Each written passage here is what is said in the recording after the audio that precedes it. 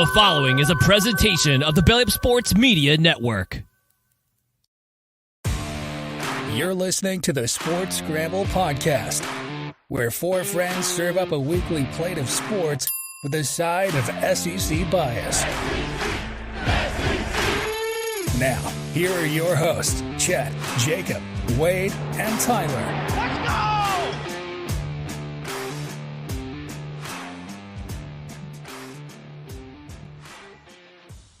Welcome in, everybody, to this week's episode of the Sports Scramble Podcast, brought to you by Belly Up Sports. It's got the trio tonight, the threesome, the Rockin' Three, the Three Stooges, whatever you want to call us, because Futch is still slinging it over there at Home Depot. How y'all doing tonight, boys? Y'all have a good weekend? Yeah, had a very good weekend. Yeah, got back into football at Tiger Stadium, so that's always a good feeling.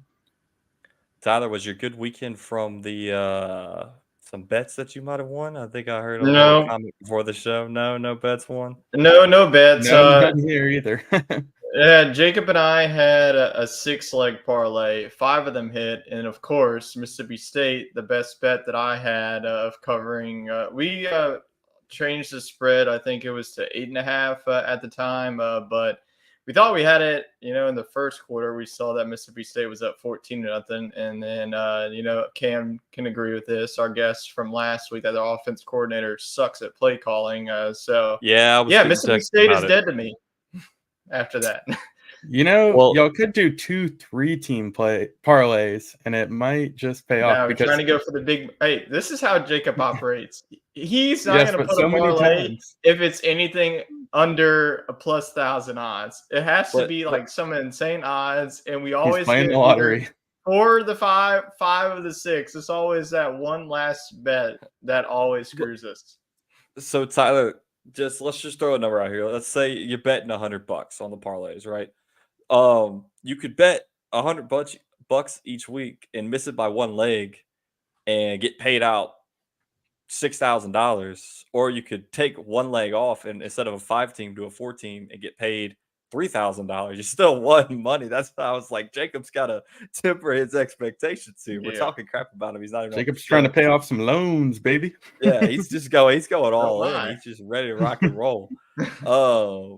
Well, I watched some football this weekend, but I also watched something else. Sunday morning before the game started, I was bored. I was like, I'm going to kill some time before the kickoff. I'm going to go see Oppenheimer in the movies by myself. I was the only person in the movie theater at 10 o'clock on a Sunday. Special person to go during church hours, Chet. I watched church that evening, okay?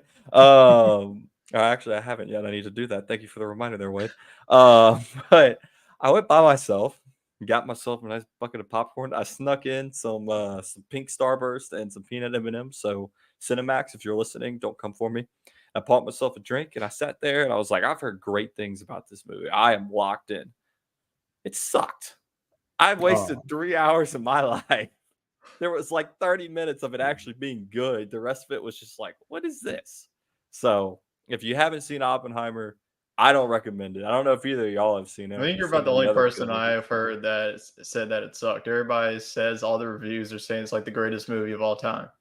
No, Barbie was better. I'll be honest with you. I thought I was going to text you back on the snap that you sent me. Like, this man went to see Barbie instead of going watch the Saints play at the same time. No, I went and saw Oppenheimer. I did miss the first half of the Saints game, but sounds like I didn't miss anything. That was also a waste of 3 hours.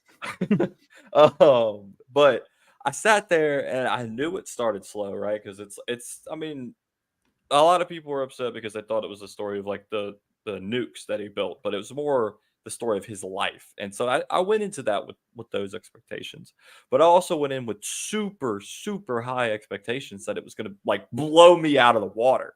I'm sitting there by myself. And for one, if you're by yourself, they shouldn't run pre-movie ads for 30 minutes. And they also shouldn't be The Exorcist, Hell Knocks on the Door, Demon 5. At one point I just got out and walked out of the theater and waited for the previews to end because I was so scared sitting there by myself watching these previews in a dark theater. So finally I come back in, an hour goes by, it's a slow movie, but I'm getting into it, and then they ship them off to New Mexico and they're building the atomic bomb. And I'm like, oh, this is awesome. They test the bomb. I'm glad I saw it in theaters because testing the nuke was really cool. The cinematics and stuff. But then after the movie should have just ended when they dropped it on Japan. We all knew what happened, right? They should have just cut it there. But they go into the whole trial of trying to prove he's a communist and all this stuff that really wasn't even like a legit trial. So that was it was just really, really long. At one point, I was checking my fantasy team during the movie because this games had started. And I wasn't too excited about that either. So, but yeah, if you're on the fence about Oppenheimer, I'd go see Barbie. That's what I did Sunday morning before the game. But I guess before we get to movies, any good movies y'all seen lately that you want I to haven't throw been out to the there for the movies in listeners? a very long time, so I have nothing for you. The last movie that I saw, I couldn't even tell you. Well, All right. my wife is very Boston Terrier obsessed with Walter. So Jamie Foxx is now playing a Boston Terrier in the movie Strays. It came out I about a saw month that. ago, but I think we're gonna finally see it on Friday. Whenever Elise gets back in town, we might just rent it on the TV and watch it with Walter. So. Yes, ever since COVID, movies have kind of been out for me, right? Like the first one since pre-COVID, honestly, we went to see Barbie, and that was, I mean, it's like 2 hours, no big deal.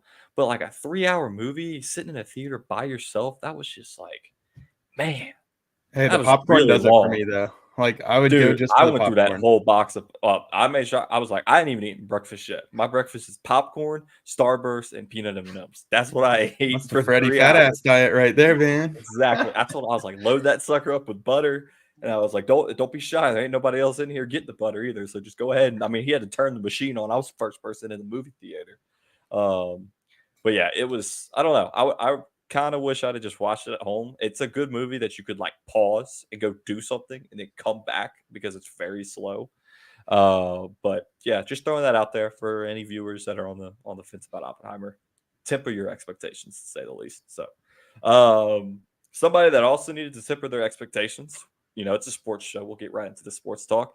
Was the Cincinnati Bengals fans because Joe Burrow and the Bengals offense did not show up to play the Browns.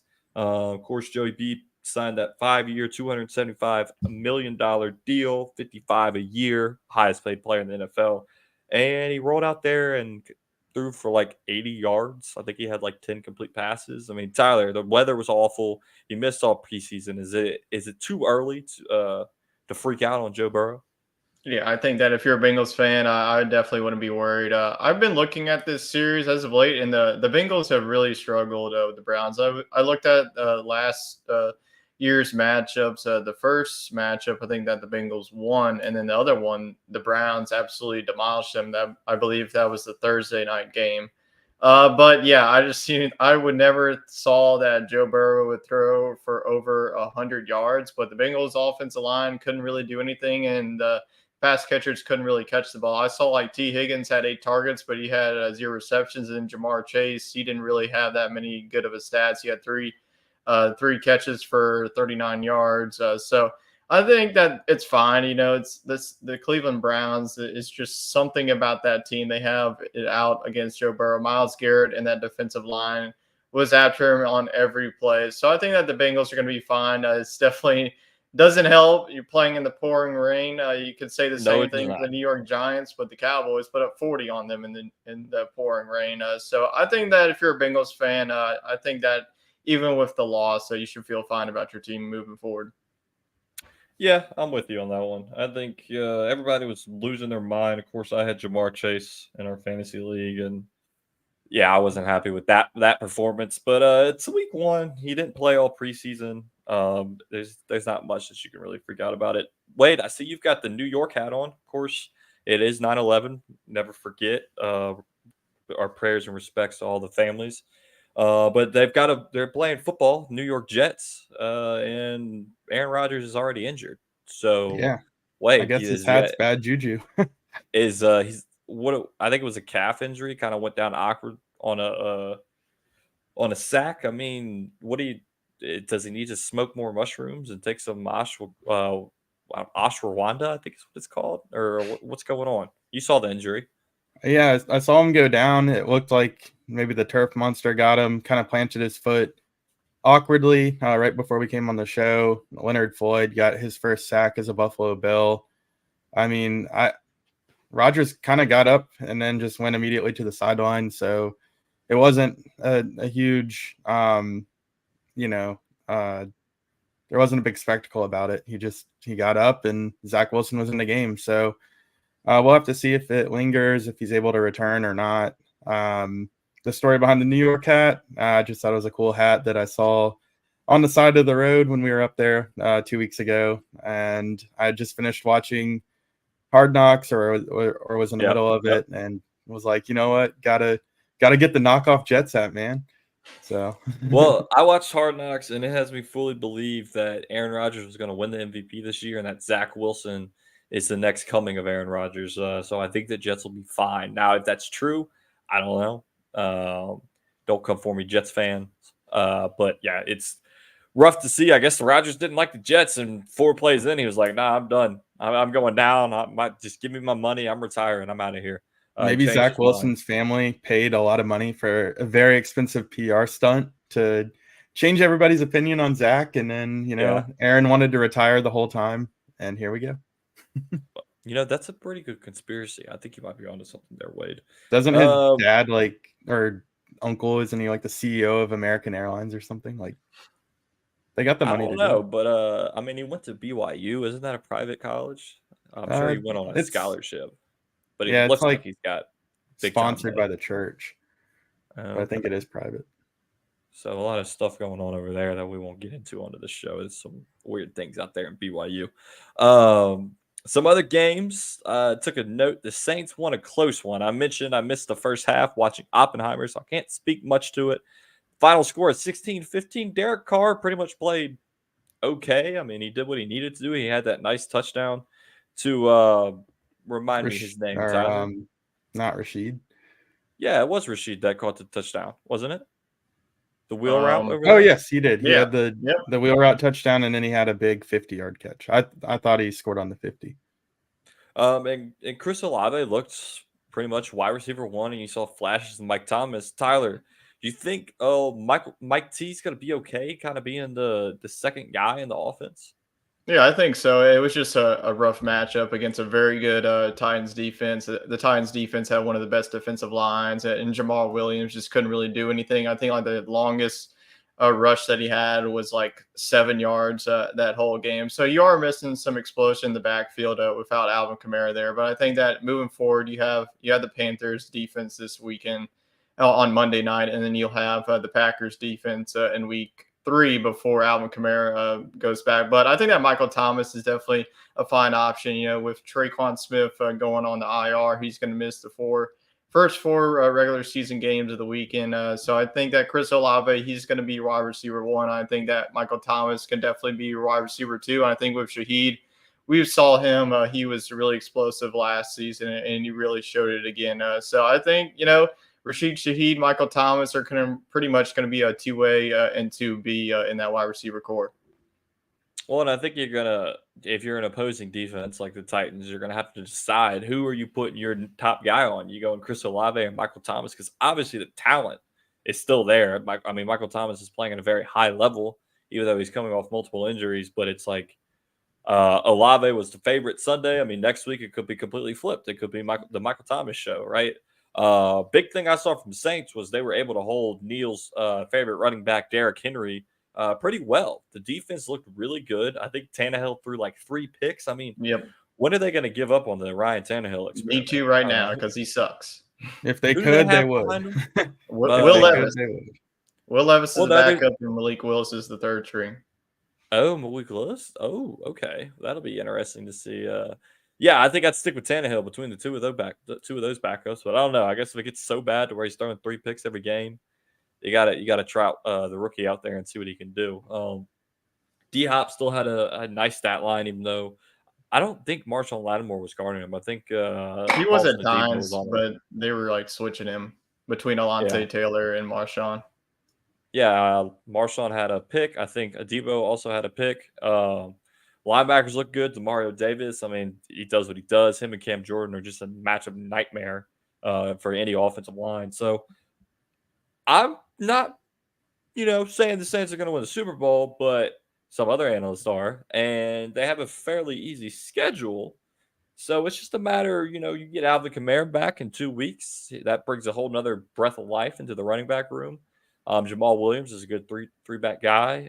Derek Carr, like I said, did what he needed to do to win the football game. And how about Blake Grupe? First NFL game, the man made like 4 Did field better goals. than Lutz. Yeah, Lutz missed the Lutz extra lost the point. game for Denver. Yep, missed a 51-yarder and missed an extra point. That ultimately was the decider because it was 17-16. And I've got a question for y'all. Are Saints fans allowed to root against Sean Payton? I would think yes. I don't think Yeah. there's any reason. Pretty much backstabbed them, says that he was going to Yeah. retire and be like, nope, I'm going to go back, go to the Broncos. So, yeah. However, I mean, I think it was good for both sides because I think New Orleans was trying so hard to replicate the Sean Payton offense the last couple of years. And I know Pete Carmichael was still there and you're going to see glimpses of it, but it was time for New Orleans to move on. Drew Brees retired. You're not going to be able to replicate Drew Brees with whoever they were throwing out there at quarterback. Michael Thomas, looked like a shell of himself. And honestly, Kamara was getting misused because they figured, let's just stack it all in Kamara. So I think this is refreshing. You bring in Derek Carr. You try to get Kamara back to more of a receiving back with the presence of Jamal Williams, and you just go from there. And I think Sean Payton, he's trying to kind of force an old school offense on Denver, and that could be a nightmare too. Yeah, I saw some stuff on X, and people were like, "Oh, look at there, Sean Payton starts it off 0-1," and somebody was like, "Stop hating, man. He did so much for the Saints." And yeah, I give Sean Payton his respect. I mean, he won the Saints Super Bowl, right? And we had many a great years with him. But in my opinion, screw the guy. Like, it's no different than the Nick Saban LSU situation. He goes to the NFL, comes back, joins an opposing SEC team, which it would have been even worse if Sean Payton came back to coach like the Panthers or something The like Panthers that. were trying very hard. Exactly. I think it really would have been like you're done, dude. Like, get out of here. So I think New Orleans, for how much he did for the city, the Saints fans owe him his respect, but I don't think you have to like him. I think you can be joyful when he loses and when he does bad. That's just my opinion. I saw opposing on the side or on Twitter. I'm sorry, on X. So I wanted to see y'all's takes. Sounds like Tyler hates him, and Wade says give him his flowers, but be. I mean, he's just a competitor at this point, but there's True. no need to hate I would him. have hated Or him more love if he him. was coaching. I agree with you. If he went to the Falcons, that would have been pretty much the same scenario of Nick Saban. Right. And The Wade Falcons doesn't would be a understand. million more times dangerous if he was there because they do have some weapons, but they're content just running the ball Bijan 45 times a Sure game. did balled out this weekend. Hey, Bijan did good, and so did Tyler Algier. Algier, I mean, the man, he had 2 he led touchdowns. the team in carries. Bijan was more like a pass catching back, a cast catching back. So I mean, it's interesting to see what they're going to do over there. Of course, Kyle Pitts did not surprise anybody. Shocker. He was sitting Wasn't he on the bench. leading receiver though? No, Was he? neither him or London, or maybe Pitts had a few grabs, but London had 0 grabs. Yeah, I don't think London had any catches. Pitts had 2 catches. Let me see what It might have been their leading receiver. I mean, they literally attempted They didn't really like do 15 much. pass attempts. Trying to find the stat line here. Falcons, Panthers. They beat Bryce Young. If Sean Payton was with the Falcons, Pitts would be the next Jimmy Graham, like no doubt. Ritter went 15 for 18, 115 yards for 1 touchdown. Hollins had 3 catches. Pitts had 2. Bijan had 6, and Algier had 3.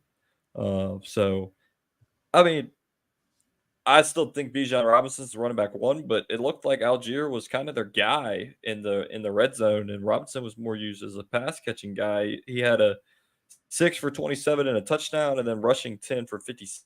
So That I mean, won't it's the last all season. Falcons. Bijan's going to be their guy. No, I think he'll definitely be their guy, but Algier's not a bad, potential throw him on your bench, keep him as a flex position if you need somebody and hope he pops off. But we'll get in that in the fantasy talk.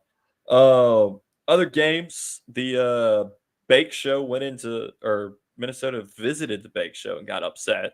I would call that an upset. Baker Mayfield, he's back, baby. I think it's going to be an issue in the NFC South. And the Dolphins beat the Chargers in a shootout, 36-34. Tua 466 passing yards with 3 tutties, and Tyreek Hill 215 with 2 touchdowns.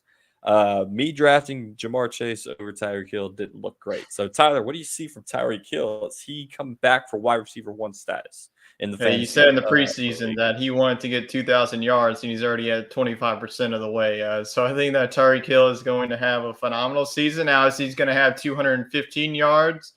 To whatever the math is. I saw somebody. I was like, wait, but yes, no, whatever. Y'all know what I'm talking about. He's still a man. Hey, he'll be there by next week. Yeah, he's going to be there probably by like week 5. And so at this point, the way that is, but I think the more of the glamour here should be around Tua, because this man has been through so much in the past couple of seasons. Everybody saying like, oh, he's a bust of a quarterback. But honestly, if a healthy Tua, the Dolphins have one of the best chances. I know that the Jets have all the hype, but I think that the Dolphins are going to be a dark horse to take this division. I think that the Buffalo Bills will ultimately take it. But if the Dolphins can get a full healthy season of Tua with Tyreek Hill, the weapons that they have, the running backs, you do have like 3 or 4 guys who are viable. But I think that the defense, they definitely have to get better. I know it was the Chargers, Justin Herbert, he's definitely going to be one of the pass leaders. So I'm definitely going to keep an eye on this Dolphins team moving forward. Very impressed. We'll see what they do on Sunday night against the Patriots, because if they go on the road to Foxborough and beat them, this could definitely be a team that can make a deep run in the playoffs. I've lost my train of thought. Tua is probably a available waiver pickup in the majority of fantasy leagues, unless you're in like not in our league. Who's got him? I got him. Oh Lordy, Tyler sees the future. I mean, mind you, Tyler didn't even know he had Tyreek Hill in our friends league. Oh, I didn't, because I was so I'm so focused in on the money league of $50 over the one that's just 20. So I'm focusing on which you never know, give me the more dollar bills and building that bankroll. That's 20 times 12 versus 8. So well, hey, Tyreek Hill did his thing in our friends league, so you know what? Happy about that too. As you saw earlier, math isn't our strong suit, so it might take us a couple minutes to calculate that one. Jordan Love showed out the Packers. I don't know if y'all saw the SNL skit. They remade the Ken song from Barbie. Instead of "I'm just Ken," it's "I'm just 10," and it's Jordan Love singing to the Packers fans about how he's just 10, he's not 12. Love me, please. I mean, 245 yards, 3 touchdowns, and a dub over Chicago. What else can you ask for? And then Sunday night, big matchup. Dallas Cowboys, New York Giants. Dallas Dick down in Dallas, destroying the Giants 40-0. Over there in New York, that's a bad way to open the season. I was losing my fantasy matchup by 15. All I had left is Dallas and Aaron Rodgers, which it's a good thing I had Dallas, because Dallas scored 30 points for me. I'm going to win that matchup by 15, and Aaron Rodgers is going to have a big old 0. So, Lyndon, if you're watching, thank you, Cowboys, for giving me that win. So, what you see from Dallas here, Tyler? I mean, is the defense going to make him a true contender? I mean, Dak looked decent. He didn't screw up too much. Yeah, Dak played very well. I think that defense, every week, that defense is going to keep them in this game. But if that offense can continue rolling like it did, then I think they can go as far as winning the Super Bowl. I think that this is a very good team. Tony Pollard's the real deal. I mean, I've been saying this for years, that Ezekiel Elliott was not the answer for this offense. Tony Pollard was unleashed, had 2 touchdowns. We saw Deuce Vaughn a little bit because it was 40-0. So yeah, this was a matchup that received some hype. The Giants, had coming off of a really good season. I think that the Giants are going to be fine. This was just a very, very bad game. Lay an egg against Dallas. Yeah, they always lay an egg against the Cowboys at least once a season. So we'll see if they can pick up the pieces. So we'll see if the Giants can stack up some wins. But I am very high on this Cowboys team after game number 1. Well, you should be, because you had Tony Pollard and you beat me by 16 in fantasy football. Let's get to our fantasy football. While we pull that up, I'm going to check in on the Bills-Jets game. It's currently 3-3. I don't believe Aaron Rodgers has returned. Let's check that out. Nope, I think it's still Zach Wilson. So we'll see. I mean, if you're the Jets, I know it's. I mean, it's a divisional game, week 1. Do you trot Rodgers out there if he's feeling okay, Wade? What do you think? You're wearing the New York hat. I think you play it very safe. I think this team kind of looks around the AFC. They saw Cincinnati lost. They saw Kansas City lost. I think that they realize, hey, we're not out of it. If we lose week 1, it's not the end of the world. But what is the end of the world is if we rush Rodgers back out there, he comes up gimpy and is out for 8-10 weeks or even the season. So I would expect them to play it very safe. I'm sure he's got some voodoo mojo that he'll do, and he'll be fine in a couple weeks. So let's take a look at it. Tyler versus myself. I don't think I can say our team names on air. No. We'll keep that one to ourselves. Tyler, 131 points. I have 81. I still have 2 people left to play, being Garrett Wilson and the Bills defense. I don't think I'm getting 60 out of them. But looking at it, I mean, our quarterbacks, I had Jalen Hurts, Good. and Lamar Jackson, both pretty low scoring performances here. This is where it gets interesting. Christian McCaffrey for you, Tyler, 28 points. Josh Jacobs for me, 9. Tony Pollard for you, Tyler, 22 points. Najee Harris, 5. Tyler, Amon-Ra St. Brown, 19 points. Started off good Thursday night. Jamar Chase, 9. T. Higgins Is checking to break double digits. I have 2 people with double digits at the moment. T. Higgins, 0. Garrett Wilson still playing, yet to be seen. He's at 1.7. I need him to get about 59 more if I want a chance at this one. With the backup queue. Yeah. Tight end was the only level. You had Tyler Higbee with 8. I had Pat Fryermuth with 7. That was his only catch too, was that touchdown. Yep. And then he got hurt. He's getting dropped. Because Kenny Pickett or Mitch Trubisky, whoever's starting in Pittsburgh, is awful. Well, they were playing San Francisco. He's still going to be a top 10 tight end. Aaron Jones for you, Tyler, 26 points. He went off against Chicago. I had D-Hop in my flex, 14. So there's my second double-digit score. Of course, defense, you had the Patriots with 5. I have the Bills, who currently have 9 points. Carlson for you had 5, and Mr. Koo with 7. So my namesake didn't let me down. The bench isn't looking good for me either. I mean, Kadarius Toney can't catch a ball. Kyle Pitts, 2 catches. Odell, I'm glad I didn't start him. He had 2 catches. Kamara just needs to get back, stop kicking people on elevators, and I might be okay. So I'm not selling the farm, but I need a new running back because 9 and 5 ain't going to cut it from my 2 starters there. So let's get to Wade and Futch. Futch still has 2 people left to play, and Wade, you're out. So current score is 127 to 113. I think Futch gonna win this one because he still has Josh Allen playing in the game. And you had Trevor Lawrence, respectable, 18 points, 240 yards, 2 tutties. You had Saquon, not much, 9 points, and Futch had Ramondre Stevenson with 15. Rashad White, Wade, that's a bold strategy there. He had 7 points. Miles Sanders for Futch had 12. Jay Jettis does what he does. 24 points. I don't think he caught a pass in the second half, though. Maybe 1. Yeah, I think he had one or 2 catches for 10 yards in the second half.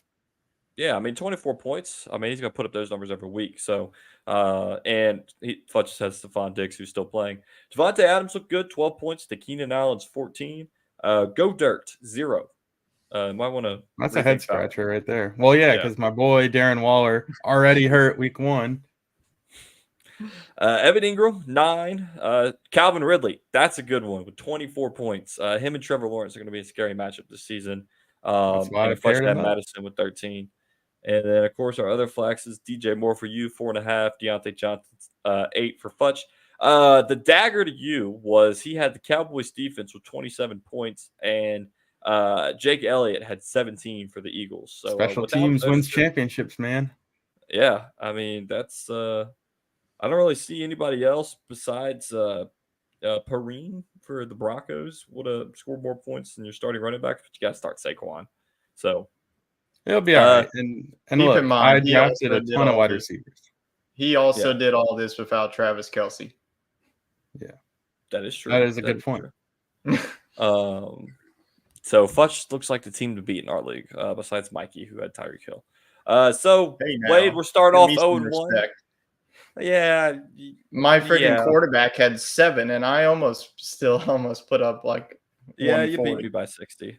If I had Tua, I would have scored 160. There are going to be shootouts each and every week for sure. I think it's funny though that in the 8-man league with well, I guess we do have an additional flex, but for some That's reason true. that team gets outscored by our 12-man team, it seems. Me too. But Me too. luck of the draw. Yep. So we start off 0-1. Tyler's 1-0. So Tyler, let's get this fantasy football corner rocking and rolling. We're going to be cued into what you have to say. Yeah, definitely get cued in, and I'm gonna go ahead and pull it up as we always do here. All right. And of course, if you have questions, leave them in the chat. Hit the subscribe button and let us know who you want to start. We'll answer them all. So send them All right, on in. Chet.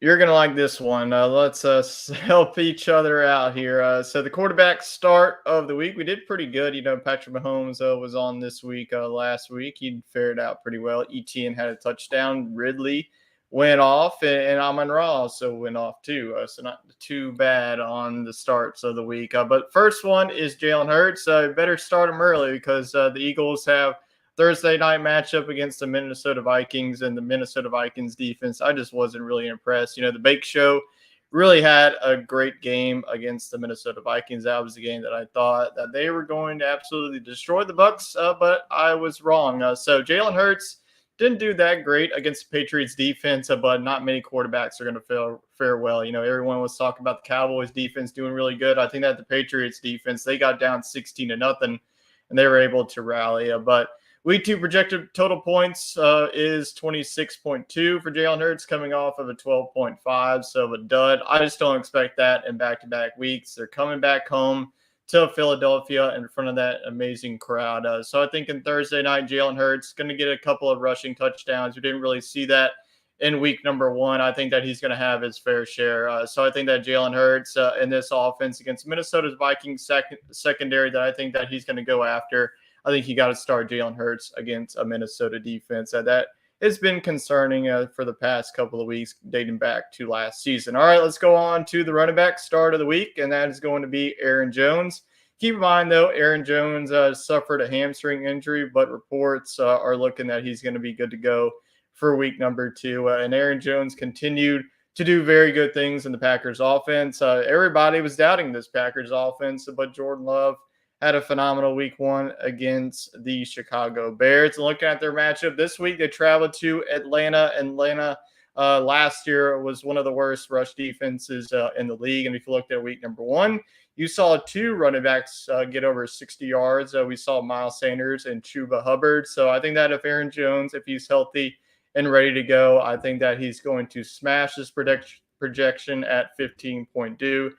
So I think, coming off of a 26.7, don't even expect that every single week. But I think going up against the Atlanta Falcons defense, that is a little bit suspect against the rush. I think that Aaron Jones in this offense will have a very good week number 2 against Atlanta. All right, let's go on to the wide receiver start of the week, and we're going to continue going with Calvin Ridley. Worked out for us in week number 1. And let's go on now to week number 2. And who's the Jaguars playing? It's going to be the Kansas City Chiefs. We went after the Kansas City Chiefs secondary in week number 1 against with Amon-Ra St. Brown. That worked out pretty well for us. St. Brown scored a touchdown. Ridley showed why he's going to be the wide receiver 1 for this Jacksonville Jaguars offense, over 100 yards receiving in this one. I think that with the Chiefs, they're going to be bouncing back if Travis Kelce's healthy. I think that it's going to be an offense shootout between really 2 talented offenses. So I think that Calvin Ridley is going to have his fair share. Wouldn't be surprised if he finds the end zone once again. I think that Trevor Lawrence and him have just had the connection that is dreaming of. And this was the guy, keep in mind, that was going to rounds 5 and 6. And if you've been watching this channel, I've been shouting to the mountaintops for you to draft Calvin Ridley. So if you drafted him, definitely start him this week with a lot of confidence against the Chiefs secondary. That was a little bit tested against the Detroit Lions offense. They were able to succeed. I expect the Jaguars to do the same with Ridley. All right, let's get into the negatives now with the sits of the week. The first sit is Kirk Cousins. And it's not definitely a nightmare to go up against the Philadelphia Eagles defense. Kirk Cousins, I thought that he was going to have a very good game against the Buccaneers defense, but the Buccaneers defense really showed out. So I think that Kirk Cousins going on the road to a hostile environment against Philadelphia. I know that there's a lot of talent. You have Alexander Madison at the running back position. You have Jay Jettis and also Jordan Addison as your top two wide receivers. But I just don't see it being here once again. These are two defenses that I don't really like in the matchup here. So I would definitely not go with Kirk Cousins this week against the Philadelphia defense. I know they lost some talent. If you looked at week one against how they did against Mac Jones, they shut him down in week number one in the first half. So I think that Kirk Cousins not really going to have too much success here on the road in Philadelphia. The running back sit of the week is Cam Akers. I don't know why people try to keep telling me that this man is going to be a fantasy league winner. He's just not. He did score a touchdown, but he had 22 attempts for only 29 yards against the Seattle Seahawks defense. So I know he had 9 points, almost 9 points last week, but this is not the matchup that you want for him this week. Very tough matchup going up against the San Francisco 49ers. And the 49ers is a defense, whatever running back you have against the San Francisco, don't have any confidence of, because San Francisco's defensive line is one of the best. So I'm just not really seeing it. I was really impressed, though, with the Los Angeles Rams offense. Without Cooper Kupp, they were still able to score 30 points against Seattle, but I just don't really see it here. Just Cam Akers, any running back for Los Angeles. I mean, he wasn't even the leading rusher for Los Angeles Rams, so that's definitely concerning. So definitely stash Cam Akers on the bench this week against a very tough matchup against one of the best rush defenses in the league in the Niners. All right, the last sit of the week here in week number 2 is going to be George Pickens. And the Steelers just keep having some tough matchups here in week number 2. In week number 1, they faced off against the San Francisco 49ers. In week 2, they get the Cleveland Browns at home. And if you watch what the Cleveland Browns did against Joe Burrow and that offense, that definitely worries you. But once again, the Steelers will be at home. George Pickens, 8.6 points, 5 receptions, 36 yards. This is not the stat line that we were hoping for to see. Some people had him as the wide receiver 1 for the Pittsburgh Steelers, but this Steelers offense just is off to a rough start. I know these are going to be 2 tough defenses to start, so it's all about matchup. So when we're looking at the start and the sit-em and going up against a Browns defense that really bogged down one of the best offenses in the AFC, I'm just not riding with George Pickens. So that's my starts and sits of week number 2. I got a question for you, Tyler. A little bonus action here. How do you feel about Najee Harris with the Steelers? I mean, they're playing the Browns. Would that be would you start him? What do you think? Yeah, I think, I definitely would trust them more on the ground game. If you look, what Joe Mixon did, he still had a fairly good game. It wasn't like the game that, Joe Mixon had last couple of years where he puts up 20 plus points, but he was able to get 60 yards rushing. I think that the Steelers are actually going to win this game. Mike Tomlin is not going to let what happened in week number 1. I think that because I think that the San Francisco 49ers are going to be one of the best defenses in the league. The Browns, they're definitely going to be. But what the Browns do more is pass rush. I think that there's definitely some holes in that offense. So I think that Najee Harris, I hated him to begin with in fantasy. I just don't think that he's just going to be a good fantasy running back. That's nothing against you or your team. But I think against the Browns, I mean, if you picked him high, you just got to ride with him and hope that he breaks out for you at some point. I give it a shot. So let's go to some people that did break out over the weekend. Let's see who got that dog in them.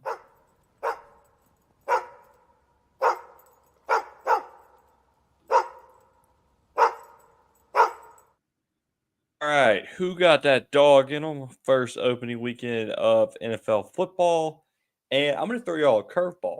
I'm not going with anybody for football. I'm going with Miss Coco Gauff I don't know if I'm saying her last name right there. You are. She wins the Women's U.S. Open as the 6th seed takes down number 2 seed Arna Sabalenka. I believe she is from Russia because she doesn't have a flag next to her name. I think they're still doing that. Dude, I was flipping through the channels in between games on Saturday and I'm sorry, yesterday, and I was just intrigued by this tennis match. I mean, Coco was all over the place. The speed could kill somebody. I mean, she was left side, right side, middle, left side, right. I mean, it was crazy. I don't watch tennis, obviously. I was comparing it to pickleball. Like, holy cow, this is insane. And it blew my mind away. She takes it, wins the Women's U.S. Open. So that's my dog. She got that dog in her right there. Going up against a big powerhouse like Sabalenka. Tyler, who you got? Yeah, I'm glad you got some variety in here with the dogs. If we've been going either all baseball as of late or all football, but I'm going to go on the gridiron to one of the biggest games in college football. Going to go with Texas's quarterback Quinn It's Ewers. time He for had building. a very good game. We saw him last week, last year against Alabama. A lot of people are saying that if he didn't get hurt, I think I'm going to go with Quinn Ewers, 348 yards, 349 yards passing, and 3 touchdowns against the Crimson Tide defense. So I like it. Hey, I'm not a fan of his no mullet. I think he looked great with the mullet. It just played into his persona. He's not haven't got you like the seen, though, shaved like head. quarterbacks who shave their head are just popping off? Like Stetson Bennett did it. Quinn Ewers is doing it. That's the strategy. If you have long hair, just cut it off and I guess so. play out Long your hair, mind. no, no who Caleb hair. needs to Williams do did it? it. Who Joe needs needs to it, do though? it. He's got some weird haircut going. Needs to knock the nonsense off. Time to shave it. Just Joey B, just full on bald. Yeah, Wade, who's your dog of the Joey week? Buzzcut. There we go. I like it. Um, That's his new name. All right. Well, I'm going to go with the Dallas Cowboys defense as a collective unit. I mean, winning people's fantasy matchups left and right, including one of mine, and just Mine too. absolutely manhandling the Giants to start the season. I just can't get behind the Giants. I tried to force it with Darren Waller, and I think it's just not going to be a very good year for the Giants. I mean, if you can't let your division rival come punch you in the mouth when honestly the Giants and the Cowboys are fighting for second place in that division. So I think it'll be very interesting to see how Dallas plays against Philadelphia here in just a little bit. But for now, a really dominant start for the Dallas defense. Yeah, I mean, the Giants looked great last year for the majority of the season, and then it's not looking too good this year. So, with that being said, if you betted on Dallas, I mean, you build your bankroll. So we're all about that. So let's get to building that bankroll. It's time for building that bankroll. Cha-ching is right. Last week we went.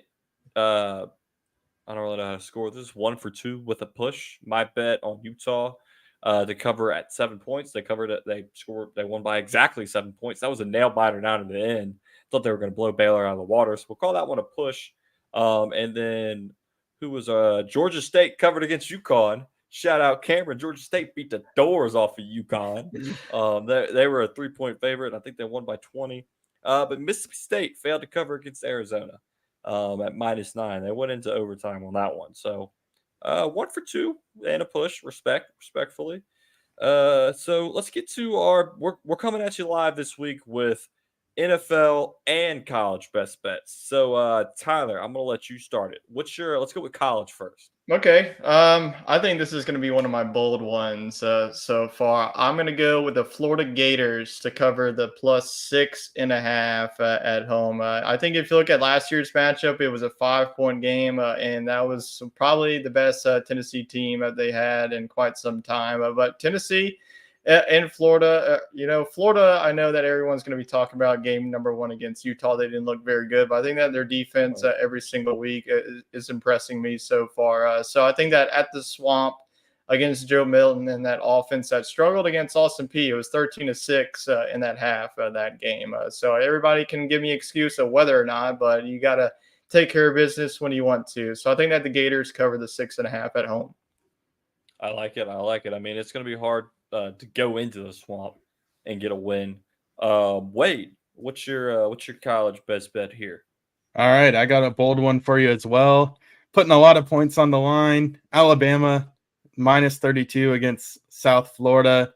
Yes, they're going on the road to play the Bulls, but come on, guys. I mean, it's Alabama. I know they're not, a national championship Alabama level team, but I would take Ole Miss on that line. I would take LSU on that line. I would take Georgia on that line. I mean, South Florida's just not that good.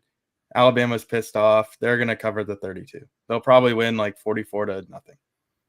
Yeah, I mean, they just got punched in the mouth by Texas. Nick Saban's going to have them boys ready to play. And if he doesn't, the dynasty might be. Now, if that We'll get to scares that. you, putting 32 on the board, I'll also give you Kansas State over Missouri covering 5 points. That one feels like a safe one. All right, so we got a 2-for-1 there from Wade. My pick, I'm giving the team the respect. They made me eat my words week 1. Florida State taking on Boston College. The over-under on that one is 48.5. I think Florida State does it by themselves, but overall, take the over 48.5 in the Florida State versus Boston College game. I mean, they have a dynamic offense with Jordan Travis, and Keon Coleman is just, I mean, he's got to be, him and Marvin Harrison Jr. have got to be on.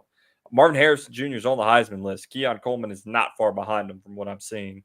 I mean, the dude is a walking human highlight tape. So take the over 48.5. I think Florida State does it by himself, but guess what? Just bet the overall. So Do you think they could cover that line as well? It's a 25-point game. Yeah, I definitely, I think they beat them like. Have you seen Boston 56-14. College lately? They only won by 3 against Holy Cross. Yeah. I was looking at that one bad. as well. It was really bad. I think that's like a 56-7 game. Yeah, no, I thought about taking the cover, but I mean, 25 points is a lot, even though it's very possible against this team. But I feel more confident on the over because Florida State's probably just going to continue to rack up some insane numbers. So let's get to our NFL bets. Wade, we'll let you start us off here. All right. So NFL bets are a little tighter, and you only have 16 that you can work with. So there's no hidden gems. I'm going to take Seattle plus 5.5 against Detroit. Not because I think Seattle will win outright. I just think that this is a lot of points to give.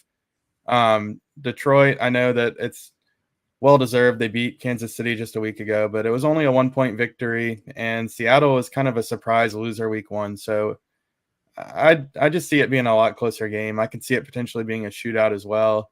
I didn't see what the points were, but the 5.5 total just seemed too large for me. I like it. Tyler, what do you got? Yeah, I was between 2 games here, but I'm just going to go Dallas covering the 3 against the New York Jets, especially if Aaron Rodgers isn't ready to go, then just slam this one until you can't no more. So I think get it early. Yeah, get this one early before it definitely skyrockets. So I was very impressed. I think that everybody in the nation saw what Dallas did. So I think that this is without a question. I think that Dallas goes 2-0 against New York teams in back-to-back weeks. Yeah, I mean, I just got an alert. Aaron Rodgers is not returning for the rest of the game. So if it is Zach Wilson next week, you better hop on that Dallas tonight while you're watching live. Go ahead and hit it. That's why we come on Monday for you. Exactly. Yeah. So I was set on one, and I feel like I should say it since that was my original gut take, but I saw another one I like. So I'll give you a 2-for-1 on the NFL side. Actually, no, I'm not. I changed my mind. I don't like this one anymore. I'm going to go Cincinnati versus Baltimore over 46.5. I'm all on the overs this week. I think I like that. Joe Burrow is going to come out pissed off and ready to sling the rock. And we saw the Ravens put up 23 points in week 1. So I guess the Texans, don't have a great defense. I mean, they got blown they out. also were out without Mark Andrews. So if Andrews is back, I think this over is going to hit. That's true. I mean, Cincinnati does not have a very good defense. The Ravens are kind of iffy. I definitely think this is going to be a high-scoring matchup, and I'm taking Cincy and Ravens over 46.5. I'll throw you out my other one. I'm probably not going to post it on Twitter. Vikings plus 7 versus Philadelphia. I think it's going to be a Jalen Hurts game, but I think Justin Jefferson's going to have one of those legacy Jay Jettis games, and it's going to be a close one in the end. So there's a bonus one for you. I'll probably just keep it to 3 on our Twitter graphic, but just keep that one in the brain over there. So with that, let's get over to some college football talk here. Had a few surprising games, a few upsets you could call them. Miami takes down Texas A&M pretty big, pretty easily. Jimbo Fisher didn't really know what to do. He said that the Miami defense was clapping to simulate the Texas A&M snap, and they were getting false starts and running the wrong place. So Tyler, the ACC so far is dominating the SEC. Is this a change of tide here on what's happening? It may be that the SEC is just having a down year. I mean, we can't really say anything about Georgia because so far they played UT Martin and Ball State, and they were probably not going to play anybody worth of note until the Tennessee game whenever they go to Neyland Stadium. But if you really look at the SEC, no, that's not going to happen. It's going to be over by halftime. So I think, if you look at the SEC West, you already have 3 teams already with 1 loss: LSU, Alabama, and Texas A&M. I think, and also Ole Miss. They got a huge win against Tulane. So I think that who knows who's going to take the SEC West. But we talked about it on the SEC talk that, the ACC has definitely dominated. We saw Wake Forest beat Vanderbilt once again, and then we saw Miami take down Texas A&M. So I wouldn't really say the ACC is a better conference. I feel like there's like 2 or 3 teams that are good. Clemson is not one of them. If you've seen their 2 games, I know they won 66-14, but at one point they were losing that game. So I think that the top 2 teams, honestly, is going to be potentially Duke and Florida State in that conference, and maybe potentially Miami can make a run. I think that the SEC is definitely down. I don't think that conference is going to get. They're probably going to get 1 playoff team. It's going to be Georgia. You mentioned Ole Miss and Tulane. Let's talk about that one. I think, in all honesty, I think Tulane played a great game. It just kind of got away from them in the final 5 minutes. It was very close. Ole Miss scores. They go up 10. Tulane kicks a field goal to bring it within 3. And then you have bring it within 7. And then you have an Ole Miss field goal and a fumble recovery for a touchdown. And so in the end, it's a 17-point victory, or 14, I don't remember. So it looks bad on paper, but it was a ball game for 50 minutes out of the 60, 55, to be honest with you. So everybody's high on Ole Miss. They got a high scorer and flashy offense. They had the same thing last year until they finally played a team like LSU that had a defense that could stop them. So pump the brakes there, Rebels. I'm not thinking Ole Miss is back. I don't think they're winning the SEC West. But impressive win. But you also got to think Tulane had their second-string quarterback the whole time, and they kept it pretty respectable until the very end of the game. So, Wade, what you think of Tulane and Ole Miss this weekend? Yeah, I think you got good coverage on that one, Chet. I mean, there's multiple ways you could view this game. I think Tulane had a valiant effort with the backup in there. But for Ole Miss, this is a team I'm high on. I think that you can't discount a road win early on in the season. And honestly, it might not be their best team in recent history, but why not? I mean, this is the year the SEC West is wide open. Jackson Dart is just as good as Jaden Daniels, if not better. And defensively, I don't think we have a true gauge on either team yet. And then Alabama, we just saw them go up against big-time competition with a pretty good offense that probably is worse than Ole Miss's, and they let up a lot of points. So I think if it were to ever happen, this is Ole Miss's chance to punch their ticket to Atlanta. I'll give you that. I've watched Ole Miss football for a long time, and they're always. I'm hoping they knock don't. off Alabama on the road. Then I think that they always knock off Alabama, though. It's a matter of getting past LSU, which they typically don't. But we get it at home. Defense this year. Hey, last time LSU went to Ole Miss, it wasn't pretty. Yeah. We got a pretty bad defense this year. You mentioned Alabama. Alabama just got straight up bullied up front. Their offensive line was on sleds the entire night. Texas, it was a close game for the first half. Then Texas just had a late offensive explosion, taking that one 34-24. Is Texas back? Tyler, are we saying horns up? Texas is back, or are they still? I mean, Quinn Ewers had the opportunity to say it. I forget the reporter's name, but she asked after the game, Quinn, what do you have to say to all these people here? And she was begging him to say, we're back. He was like, no, we got some work to do. So, Yeah, he's no Tyler, Sam Ellinger. Yeah. Are you going to say it for him? Is Texas back? I don't know. I definitely think that they are the best team in the Big 12. I But agree with every that. year they lose to like they just have to keep track. Like they know that they're pretty good. You know, they coming off of a big win. Now they just can't have a letdown. I don't know who they play this week. Probably some nobody. But I think that their next big game to Wyoming. watch is Kansas. Whenever Kansas travels to Texas, I think that's going to be their next one. But you know, Kansas has a high-powered offense. But the way that Oklahoma looked this weekend against SMU, that wasn't really what I wanted to see from the Sooners. I wanted Oklahoma to go out there and dominate, and they just didn't. So I think that Texas in the last year of the Big 12, this is their year to honestly win the national championship. Look at all the rest of the conferences. You know, in the Big 10, you're seeing Michigan and Ohio State have some troubles. And then the Pac-12, I think that you're going to have at least one Pac-12 team in the playoff, whether that's USC, Washington, Oregon, whoever it is. But I definitely think that Texas, this is the year to really make a run. And I think they have the team. If Quinn Ewers can play like he did on Saturday night, there's not going to be a team in the Big 12 that can beat them. I think that their defense is a championship caliber team. So I think for now, yes, Texas is back. Ask me this later in the year. Okay, I like it. I think they showed that they can compete. They went into Bryant Denny and shut all the gums up. I mean, they were just blank stares. I mean, I can't talk too much because Florida State destroyed LSU. But I mean, Alabama they were primed. They were like, there's no chance. We're going to destroy them. That's what I thought. I thought it was going to be too much for Texas. Jalen Milroe made some good throws, and then other throws you were wondering why the heck he was starting quarterback. So, you mentioned the Pac-12 with USC and Utah and Oregon, but you forgot the prime time Deion Sanders and Colorado rolled on to beat Nebraska pretty easily. I mean, Shadur Sanders, Wade, I'm Venmoing you some money. Put it on the Heisman. I think he's balling out back to back. TCU, Nebraska, not great defensive showings from either team. He was just racking up numbers. Of course, Travis Hunter looks great. And to be honest with you, Shadur looks, I think he's like Johnny Manziel Part 2.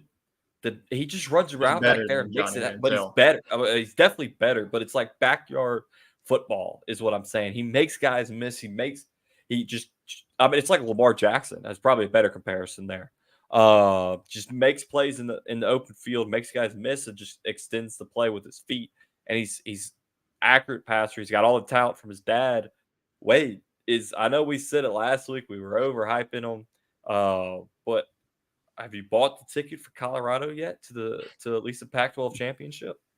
I've bought the ticket to Colorado making a bowl game, but no, I think that until we see Oregon or Washington slip up, we know Southern Cal is probably the cream of the crop. But really good momentum here for Colorado. Heading to the Big 12 next year. I mean, they could be the favorite in that conference. So yeah, quickly how things turn around. I think it's the perfect time for them to join the Big 12. And Deion's second year there, it's going to be something else. Their defense is better than USC, so that's going to be that game. I mean, College Game Day is going to be in Boulder. Is it? Oh, yeah. That's gonna be it's I believe it's week 4. Yeah, it's coming up. They play Colorado State, and then USC goes to Boulder. I'll bet you that game day is 100,000% there. Game day is already going there next week. Yeah. They're coming because week 3 schedule is so bad. Like they just had to go in to say, let's just go to Deion, give him the hype. They should. Well, then they probably won't go back-to-back weeks. Nope. Yeah, I would. They're probably going to go to South Bend for Ohio State, Notre Dame. No, that's true. Oh, it's Kirk Herbstreit. He'll definitely be there. Yeah. Who does Colorado play next week? Colorado State. Oh, they're a 22.5-point favorite. I'd take that one. I think, but that USC Colorado game is going to be something else. I mean, talk about if they beat USC, then If you thought the hype was if bad right now, the hype is going to be overloaded if they take down Caleb Williams and USC. I think you give Sanders a Heisman. Wade, make sure I place that before they play. So other games, let's see what else I got. Oh, my upset pick. App State couldn't pull it off in overtime against North Carolina. I saw that. I was like, this is going to be great. But North Carolina ended up getting it. Mac Brown said, I'm happy we don't have to play them anymore. So let's get to our upset picks for this week, week 3 of college football. Wade, I'll let you start it off. All right, upset pick. Geez, you put me on the spot here. I thought we were just picking over under. Nope. Upset pick. Not many to choose from. Yeah, it's kind of a dud of a week. All right, come back to me. All right, Tyler, upset pick. What you got? Well, if I'm picking Florida to cover, I might as well go to the next level. I'll say Tennessee needs to be on upset alert heading to the swamp. I think that Florida is one of those teams that you don't want to play at home. So I'm going to go with Tennessee, the way that they've been looking. I know, they beat Virginia. Virginia is one of the worst teams in the ACC. That was a great win for them, but they struggled in week number 2. So upset alert, Volunteers. They need to be keeping their eye out when they travel to Gainesville. You're not gonna like mine. Hey, it's South Carolina. I already know. Face. I was gonna set it up, Tyler. You ruined it. Carson Beck, who more like Spencer Rattler, coming in between the ferns, bringing his Gamecocks into Athens. It's a hedges, sir. It's not fern. I don't care. No respect to Georgia. Between the ferns, you got Spencer Rattler and that dynamic offense. They're gonna wash away what they did in week 1 against North Carolina, and he's back, baby. I'm taking last-second field goal. South Carolina knocks off the number 1 team. They're going to storm Georgia's field. All right, the Gamecock fans are coming in abundance. Are they going to get stuck in the ferns again? They're going to get stuck in the hedges. Wade, you better book your flight there because you're going to want to see it. So take South Carolina over Georgia this week. All right, I hope you will that one into existence. Although that would be like the complete demise for the conference. That would knock the conference out the playoff. I know who my upset is. I already called this on SEC Talk. It's UNLV beating Vanderbilt. I looked too, Wade. The last meeting, they beat them 34-10. UNLV beat Vanderbilt 34-10. Yeah, give me the points. All right. Well, looking around the league, there's not many top tier matchups this week. I mean, like we said, game day is going to Colorado versus Colorado State. Georgia versus South Carolina is the SEC matchup, and Tennessee and Florida. Let's give our picks for Tennessee, Florida. Tyler, you just picked Florida. No, I did not pick Florida. I'm going with Tennessee. I think they win by a field goal. Okay. All right. Wade, Tennessee or Florida? I think Tennessee bounces back and wins this one 31-14. I'm going with the Gators. I think Billy Napier's got to get a few good wins. I think they take down Joe Milton. He's not going to be ready for the swamp. So give me the Gators on last night's show. 21-17. I know I did. I changed my mind. 21-17. He spreads his opinions around on every platform. We can't all have the same opinion. We did last night, but not tonight. Ole Miss, Georgia Tech. That's not a top game. Pitt, West Virginia. The backyard brawl. Isn't that what it's called? Yes, the backyard brawl. Between the boulders. I'm just kidding. Between the boulders. Give me Pitt this year. Don't know why. Tyler?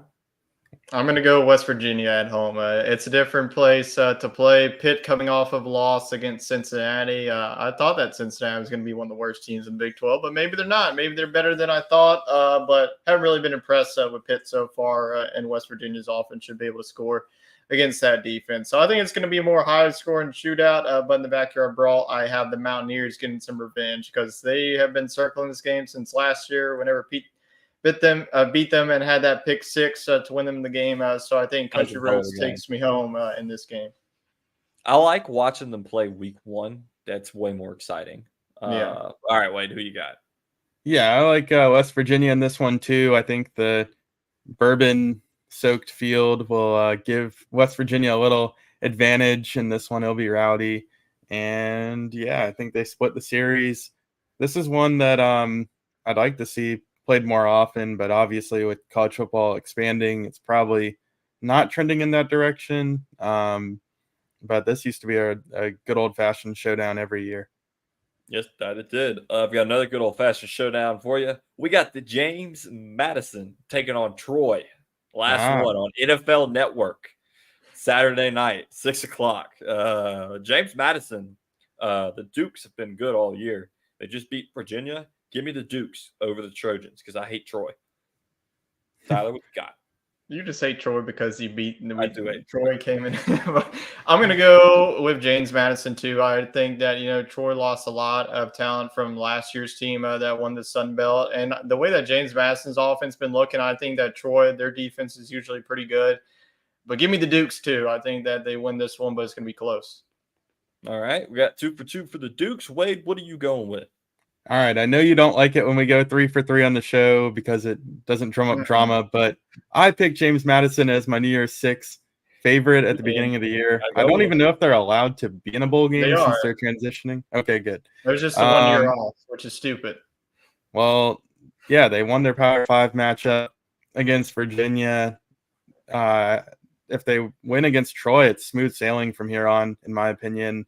They do have to play Coastal Carolina at some point, but they don't look as good. So I'm going to stick with James Madison here. And yeah, they could be playing in like Miami or Phoenix or something.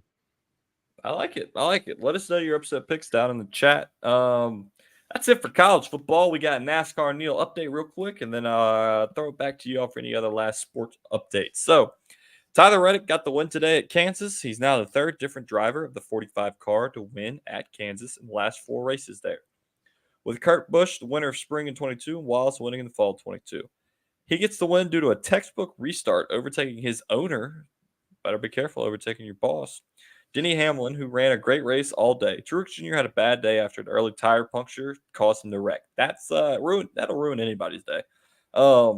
This now puts him in a tough position going into the cutoff race next week at Bristol. Other tire issues were present with both Bubba Wallace and Boucher having issues during the race, and Chase Elliott and teammate Kyle Larson hit on pit road. You got 2 teammates wrecking into each other. You got workers overtaking their boss and teammates hitting each other. NASCAR is wild. And so Elliott then doors Larson after exiting the pit road before blending into the track. The round of 16 cut line is close with Logano at plus 12 and Harvick plus 7. Truex is currently first out at -7. The only driver that has a serious chance to point his way in. The other drivers currently below the line are Wallace -19, Stenhouse Jr. -22, and McDowell at -40. These drivers will most likely need to win to advance to the round of 12. In silly season or off-season news, it is announced that John Hunter Namecheck will be driving the 42 for Legacy next year. This was highly speculated after the team parted ways with Gragson earlier this year. He's currently the Xfinity Series points leader and the top prospect for Toyota, which Legacy will be switching to next season. This is the second time he's raced full-time in Cup after a single season in 2019 when he was unsuccessful, after which he stepped down to a lower series to build up his confidence and skill. Sometimes that just has to happen. We did that in softball, flag football, or softball and flag football. There was no and volleyball, man. I did it this year. We're 2 and 2 now. I'm about to say, how's the volleyball? We had checked in with you on the volleyball lately, Wade. How's it treating you? We are 2 and 2, coming off a close loss in the third set, 15-12. So that was disappointing. Very well could be 3-0 or 4-0 at this point, but 2 and 2, and we do have our toughest 2 matches coming up. Tomorrow we'll be a little shorthanded. Elise and some of her coworkers are on a work trip, so it's just us scrubs. And then the next week, we play the top team. So that'll be a showdown. And we're looking solid for maybe a top 4 finish. And then we'll have the end of season tournament. And it's anybody's game from that point because it's just single games and single elimination. So anybody could get hot. So what I'm hearing is you need to make your way over to LSU's campus and recruit somebody to join maybe a former Lady Tiger volleyball player to fill in this week. Yeah, at least only went to high school with an Olympic volleyball player, you know. Why is she not playing on your team there? Because they have levels to this. They keep an ID card on you. No. And if you are too good in the lower levels, you're not allowed to play in the lower level. Man, because it's like, people yeah, will scam the system, I get it. I get it. No, I mean that's I, But I we play on improvements. Wednesday night scramble, and yeah, there's one guy out there who claims he's a D player, which is the lowest level. The man's out here shooting like 60s. Like, come on, man. Like, don't let's not be crazy here. Exactly. It's like people that cheat the system for a rec league, volleyball, or a Wednesday night like fun league night. Like, come on, what are you doing with your life? Grow Hey, up. all I gotta say is we went 0 wins, 1 win, now 2 wins. I would like to keep Dude, that's 200. climbing. I mean, it would be nice to get 5 wins this season, but next season I'm smelling a winning record. So Hey, expect 4. You've doubled it every year. Take the 4 and then all right, just go for 8 next year. 8-0. Any other sports? Yeah, 8. No, fully undefeated. We'll sponsor the team. Any other sports news before we send it off into the stratosphere? That's all I got. All right. Well, we appreciate everybody tuning in, watching live. And if you're listening, make sure you hit that subscribe button, leave us a review. We greatly appreciate it. Like, subscribe, comment, send it to your friends, send it to someone that just needs to know more about sports because that's what we're here for. So, with that, we'll leave everybody. Go have a great weekend. Go Tigers.